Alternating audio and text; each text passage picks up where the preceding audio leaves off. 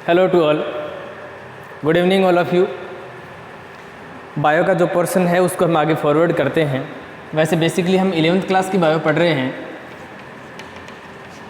ये 11th class की जो बायो है उसका कुछ माइनर पार्ट है वो आपको 9th में मिलेगा, और इसका जो हायरली और जो वाइडली पार्ट है वो आपको मिलेगा फर्स्ट ईयर में, सेकेंड ईयर में और सीनियर में, फाइनल ईयर में, वहाँ पर आपको मिलेगा। लेकिन बेसिक नॉलेज हम यहीं से पढ़ रहे हैं।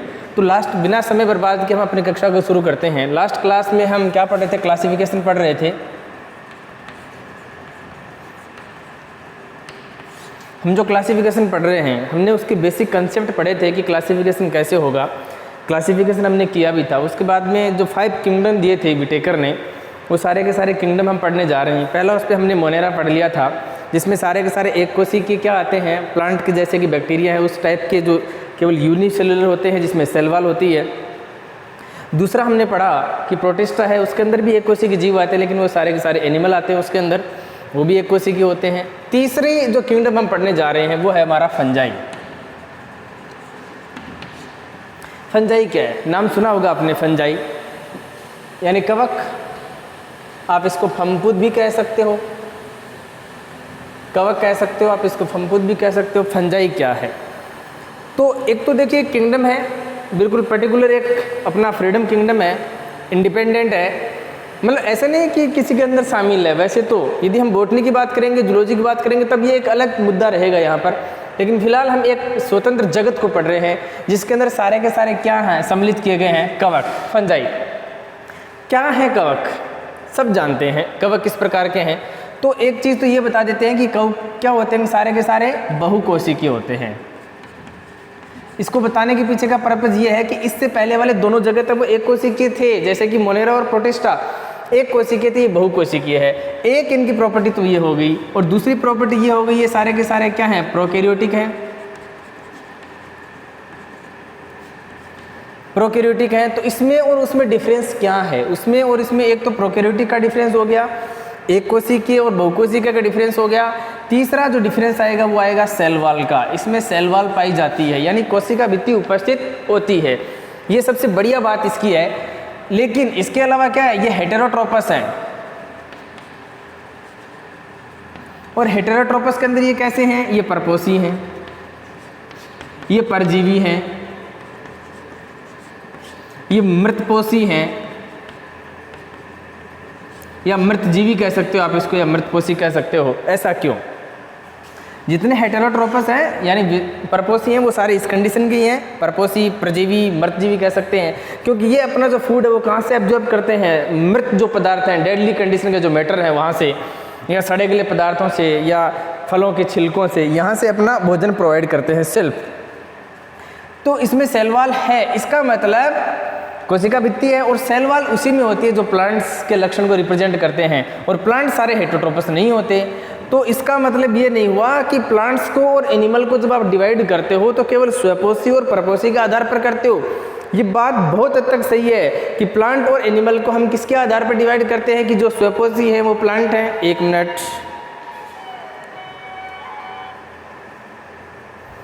जो प्लांट हैं वो सारे के सारे क्या हैं? प्लांट हैं, वो ऑटोट्रोपस, वो स्वपोषी हैं, और जितने एनिमल हैं वो हेटेरोट्रोपस हैं। ये मुद्दा ज़रूर सही है प्लांट और एनिमल को डिवाइड करने का, लेकिन कहीं ना कहीं सेल वॉल का बहुत अहम रोल रहता है। तो जब हम इन चीज़ों को सुलझा नहीं पाए कि केवल स्वपोषी और परपोषी के आधार पर दुनिया की जितने भी एनिमल और प्लांट हैं हम उनको डिवाइड नहीं कर पाए, तो हमें सेकंड टर्म पर जाना पड़ा, और वो हमारा क्या है? Cell wall.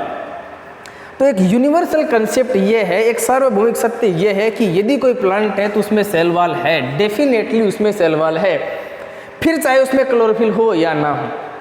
प्लांट जितने भी है उसमें सेल वॉल नहीं होगी, चाहे उसके अंदर क्लोरोफिल आपको मिले या ना मिले, वो बाद की बात है। इसी के लिए तो हमने जो प्रोटिस्टा में एक एग्जाम्पल पढ़ा था, यूग्लिना, हम इसको किस में शामिल कर रहे हैं? यूग्लिना को हम प्रोटिस्टा में शामिल कर रहे हैं, और इसके अंदर पाए जाने वाले सारे एनिमल हैं। तो आपको ये याद रखना है कि यूग्लिना एक प्रकार का एनिमल है, लेकिन ये तो अपना भोजन स्वयं बनाता है, इसलिए प्लांट में रखना चाहिए। तो यूग्लिना को प्रोटिस्टा में इसलिए रखा गया है क्योंकि उसके अंदर सेल वॉल नहीं थी। अब ये एक कंसेप्ट ये क्लियर हो गया कि प्लांट वही होगा जिसमें सेल वॉल होगी, चाहे वो ऑटोट्रोपस हो और चाहे वो हेटेरोट्रोपस हो। तो ये कुछ इसके बेसिक्स कंसेप्ट हैं फंजाई के।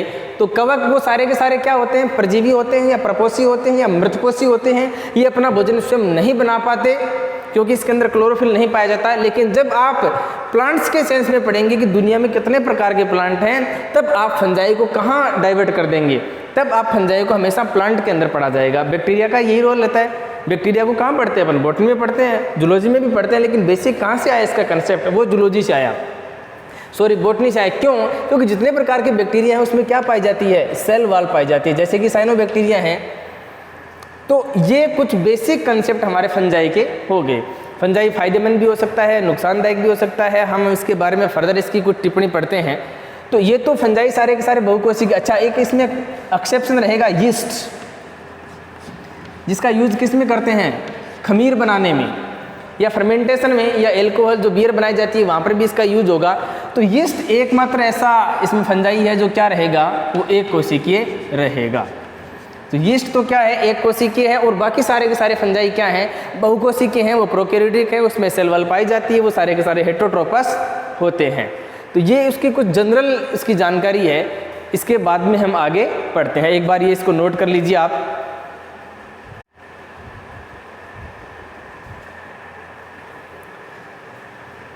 तो जब ये आपने नोट किया कुछ चीज़ें फंजाई के बारे में, तो यदि मैं फंजाई को ऐसे अलग तरीके से नहीं देखूं तो फंजाई वास्तव में किसका भाग है बेटे, आप याद रखना, क्योंकि इसकी प्लांट बॉडी है ना वो डिवाइड नहीं रहती। इसकी प्लांट बॉडी है वो डिवाइड नहीं रहती, जैसे इसमें रूट मिलेगा या जैसे इसमें स्टीम है, लीफ है, यानी प्लांट बॉडी वो डिवाइड नहीं रहती। और जिन प्लांट्स की प्लांट बॉडी डिवाइड नहीं रहती ना, वो थैलोफाइट्स में आते हैं। जैसे कि थैलोफाइट्स को यदि आप आगे आप जब प्लांट्स का प्लांटी पढ़ेंगे तो प्लांटी के जो 5 उसके वर्ग हैं, कौन कौन से, थैलोफाइटा है, ब्रायोफाइटा है, टेरिडोफाइटा है, जिम्नोस्पर्म और एंजियोस्पर्म। तो थैलोफाइटा को जब आप फर्दर आगे डिवाइड करेंगे तो पहला पोर्शन कौन सा आएगा इसमें, एल्गी, और दूसरा कौन सा आएगा, ये फंजाई। तो फंजाई और एल्गी दो ऐसे प्लांट ग्रुप हैं जिसके अंदर क्या नहीं होती, प्लांट बॉडी डिवाइड नहीं होती उसके अंदर। तो देखो फंजाई को हमने कहाँ पढ़ा है, थैलोफाइट्स में, और थैलोफाइट यदि आपको याद है तो किस में आता है, प्लांटी ग्रुप में आता है। तो ये फंजाई है ना, वैसे तो इसका एक अलग जगत है, लेकिन जब आप प्लांट और एनिमल के सेंस में पढ़ेंगे तब आप कहाँ पढ़ेंगे इसको, थैलोफाइटा के अंदर पढ़ेंगे। अच्छा, क्योंकि इसमें प्लांट बॉडी नहीं होती, तो प्लांट बॉडी नहीं होती तो किस प्रकार से सर्वाइव करते हैं, जैसे कि एक प्रकार का क्या है, ये कोई एक मशरूम मान सकते हो ना, एल्ब्यूगो है, पक्सीनिया है, जैसे कि सरसों पर कीट रोग होता है एल्ब्यूगो के कारण, गेहूं में कीट रोग होता है पक्सीनिया के कारण। तो ये जो चीज़ें हैं वो किस प्रकार से हैं, जैसे कि आपने बाजरे की रोटी या गेहूं की रोटी को खुले में छोड़ दिया तो उसके ऊपर वाइट कलर के डॉट लग जाते हैं ना, सरसों की पत्तियां हैं वो भी उसके ऊपर भी सफ़ेद सफ़ेद आपको कण से दिखाई देते हैं, वो क्या हैं, वो सारे के सारे फंजाई तो हैं। तो इसकी जो प्लांट बॉडी है ना वो थैलस के रूप में होती है। तो इसकी प्लांट बॉडी किसी सरफेस के ऊपर जब टच करती है ना तो कैसे ग्रो कैसे करती है, वो डेवलप कैसे होती है। तो इसकी सेल्स हैं वो डिवीजन करके हैं, तो जो सरफेस रहेगी उसके अंदर एक जाल नुमा संरचना बना लेती हैं, और उसी जाल को क्या कहते हैं, कवक जाल कहते हैं या माइसीलियम कहते हैं। तो ये बात आप याद रखना कि माइसीलियम किसे कहते हैं। तो किसी फंगस की जब बॉडी है ना किसी सरफेस के ऊपर टच करती है और वो डिवीजन करके अपने शेप को बड़ा करती है, तो सरफेस के जब अंदर धंस जाती है तो वो एक नेट टाइप या जाल नुमा संरचना बना लेती है, उसे क्या कहते हैं, माइसीलियम कहते हैं, जो इस प्रकार से गुंथा रहता है इंडिविजुअली। तो एक जाल समान संरचना बना लेते हैं, इसे क्या कहते हैं, माइसीलियम। या यूँ कह सकते हैं कि कोई भी जो फंगस है वो किसी सरफेस से किस पार्ट से जुड़ा रहता है, उस पार्ट्स को क्या कहेंगे, तो वो आपका क्या हो जाएगा, माइसीलियम हो जाएगा। तो ये होगी फंगस। अब फंगस में जो जनन है वो किसके द्वारा होता है, एक विशेष प्रकार के स्पोर बनते हैं जिन्हें कोनिडिया कहते हैं। ये बात आप याद रखना, कोनिडिया। तो फंगस में रिप्रोडक्शन कैसे होगा, विशेष प्रकार के स्पोर्स बनेंगे, इसके अंदर बीजाणु बनेंगे, और इन बीजाणु को क्या कहते हैं, कोनिडिया कहते हैं। तो कोनिडिया द्वारा क्या होगा, इसमें जनन होगा। अब जो ये जैसे कि सपोज दैट ये आपका कोई एक फंगस है, इस फंगस के कौन से पार्ट्स पर स्पोर बनेंगे, है ना। तो जहाँ स्पोर्स बनते हैं उस पार्ट्स को, जैसे कि ये वाला जो पोर्शन है यहाँ पर स्पोर्स बने हैं, तो बॉडी के या थैलस के जिस पार्ट पर स्पोर्स का डेवलपमेंट होता है उस पार्ट को क्या कहते हैं, फलनकाय, या इसको बोलते हैं फ्रूट बॉडी। आई बात समझ में। तो ये कुछ जनरल जानकारी थी। अच्छा, बहुत सारी डिजीज भी होती हैं इसके द्वारा, इसको हम माइकोसिस कहते हैं, फंगस की जो स्टडी आप उसको माइकोलॉजी भी कह सकते हैं। तो ये आपके पास कुछ जनरल चीज़ें आ गई। स्टडी ऑफ फंगस क्या कहलाता है? वो माइकोलॉजी है, कवक विज्ञान। तो लिख देता हूँ मैं, ये कुछ सामान्य जानकारी थी। अब हम इसको डिवाइड करना चाह रहे हैं, फंगस को क्या करेंगे, फर्दर भागों में डिवाइड करना चाह रहे हैं कि कौन कौन से फंगस हैं हमारे लिए यूजफुल हैं या हमारे लिए हार्मफुल हैं, वो चीज़ें हम पढ़ेंगे। तो इससे पहले आप एक चीज़ याद रखना, स्टडी ऑफ फंगस क्या कहलाते हैं? वो माइकोलॉजी कहलाती है, यानी कवक विज्ञान। तो ये जनरल थोड़ी सी जानकारी, मैं इसको एक बार रफ कर दे रहा हूँ, उसके बाद में इसका हम वर्गीकरण पढ़ते हैं कि आगे इसको कितने भागों में बांटा जा सकता है। आप ये कुछ चीज़ें इसका स्क्रीनशॉट ले सकते हैं।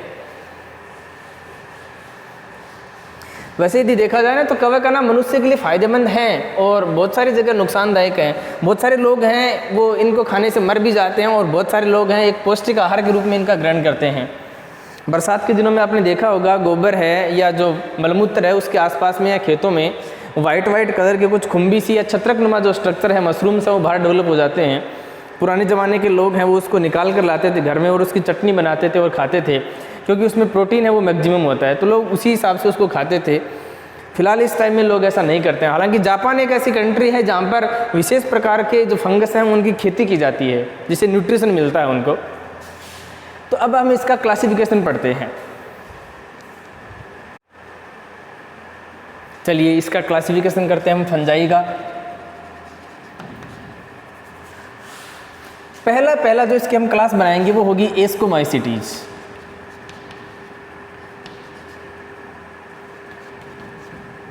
कौन सी क्लास होगी? एस्कोमाइसिटीज। दूसरी कौन सी बनेंगे? बेसिडियोमाइसिटीज।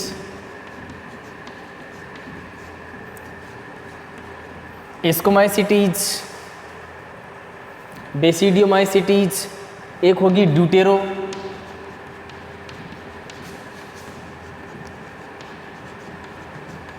तो इन क्लासों के पीछे एक नाम लिख रहा हूँ ना कि सिटीज, ये इनका क्या है? एक कॉमन नेम है जो कि यहाँ पर दिया गया फंजाई के सेंस में कि सिटीज नाम है ना, इनके अंत में जोड़ा गया है। जैसे कि इसके अंदर एक होगा आपको फाइकोमाइसिटीज,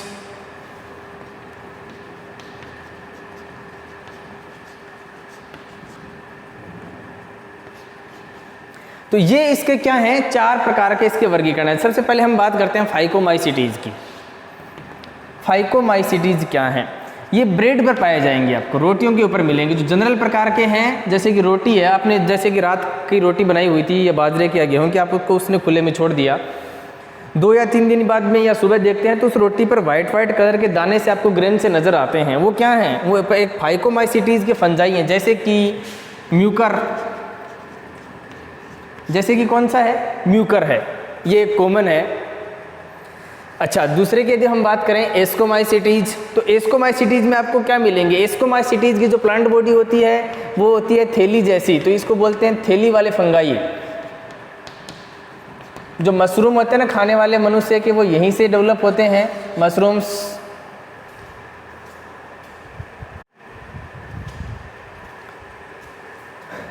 तो हम इसकी थैली फंजाई की बात कर रहे थे, जैसे कि यीस्ट है और एक पेनिसिलियम जो कि इम्पोर्टेंट है, जिससे पेनिसिलियम नोटेटम नाम की मेडिसिन बनाई जाती है। ये सारे खाने वाले भी हैं और इनका अच्छा खासा यूज़फुल होता है। यदि हम बात करें बेसिडियोमाइसिटीज़ की, तो ये भी हमारे काम आते हैं, जैसे कि मशरूम है बेसिडियोमाइसिटीज़ का। हालांकि कुछ जो साइंटिस्ट हैं वो मशरूम को एस्कोमाइसिटीज़ में कन्वर्ट करते हैं, लेकिन एक्चुअल में ये इसका पार्ट्स नहीं है, बेसिडियोमाइसिटीज़ का है। घरों में जो चटनी बनाकर लोग खाते हैं, जो मैंने आपको बताया था वाइट कलर के इस प्रकार से जो आपको मिलते हैं गोबर के ऊपर बरसात के दिनों में, ये मशरूम ही होते हैं जो बेसिडियोमाइसिटीज़ आते हैं। ड्यूटेरोमाइसिटीज़ जो है इसको वास्तविक फंगस नहीं मानते हैं, ये अपूर्ण फंगस हैं, ये अपूर्ण कवक हैं। क्योंकि पहले इसकी जो डिस्क्रिप्शन है, वैसे तो नॉर्मली देखा जाए तो एस्कोमाइसिटीज़ और बेसिडियो ही हैं, लेकिन फर्दर इसको 4 भागों में डिवाइड किया गया। पहले इसकी संक्षिप्त जानकारी जब मिल जाए तो उसकी जब नेचर है, कोई भी जो फंगस है उसकी नेचर है, उसको ध्यान में रखकर फिर उसको इन तीनों में से किसी एक वर्ग के अंदर उसको डाल दिया जाता है, वरना इतना कोई डिफरेंस वाली बात नहीं। इसलिए ड्यूटेरोमाइसिटीज़ के जो फंगस हैं उनको इनकम्प्लीट फंगस मानते हैं। जैसे कि अल्टरनेरिया इसका एग्जाम्पल है।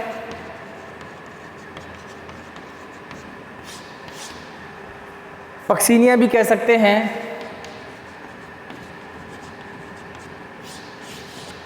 तो ये थोड़ी सी इसकी क्लास की बात करते हैं। तो एस्कोमाइसिटीज़ जिसको अपन थैली फंजाई कहते हैं, फाइकोमाइसिटीज ब्रेड पर रहने वाले म्यूकर हैं, राइजोपर भी इसी का एग्जाम्पल है, राइजोपर है, म्यूकर है, ये दोनों फाइकोमाइसिटीज के एग्जाम्पल हैं। बेसिडियो के हम मशरूम्स की बात करते हैं, ये इनकम्प्लीट फंगस मानते हैं जैसे कि अल्टरनेरिया है। तो ये थोड़ा सा हमें ज़्यादा कोई डीप वाली बात नहीं है, ये आप बीएससी में पढ़ेंगे, लेकिन 11th क्लास में जितना पोर्शन आपके फंजाई का है वो उतना ही है कि ये फंजाई का स्वयं का क्लासिफिकेशन हो गया। अच्छा, फंजाई क्या है, हमारे लिए यूजफुल भी हैं और हानिकारक भी हैं। तो फंजाई से मनुष्य के अंदर और जंतुओं के अंदर यदि कोई रोग होता है तो उस रोग को अपन बोलते हैं माइकोसिस। माइकोसिस और फंजाई के द्वारा बहुत सारे फंगस, जैसे कि खुजली होने लगती है फंगस की वजह से, यदि हम डिजीज़ की बात करें, या खांसी और छींक आना भी ये फंगस का एक कारण है। तो खुजली है, खांसी है, छींक आना है, यूँ मानो एलर्जी भी है, ये बहुत सारे प्रकार के जो फंगस हैं ये इस प्रकार के डिजीज़ को कोज करते हैं।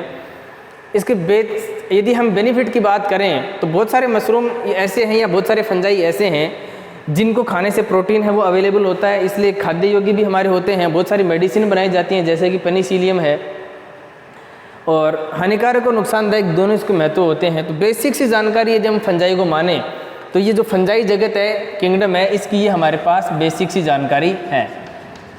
तब तक के लिए धन्यवाद। इससे अगली क्लास में हम पढ़ते हैं प्लांटी, क्योंकि ये जो मोनेरा, प्रोटिस्टा और फंजाई हैं ये थोड़े से इक्वल ऐसे पार्ट हैं, इनके पर्टिकुलर ऐसे पार्ट है कि इसको आप थोड़ा सा है ना शॉर्टली करके पढ़िए और खुद स्टडी कीजिए इसके अच्छे ढंग से। आगे वाले जैसे कि प्लांटी है, जैसे कि एनिमिलिया, वहाँ पर आपको डीप नॉलेज की आवश्यकता है, क्योंकि प्लांटी में सारे प्लांट है, एनिमिलिया में सारे के सारे एनिमल हैं। तो प्लांट और एनिमल के बेस पर ही तो पूरी आपकी बायो है।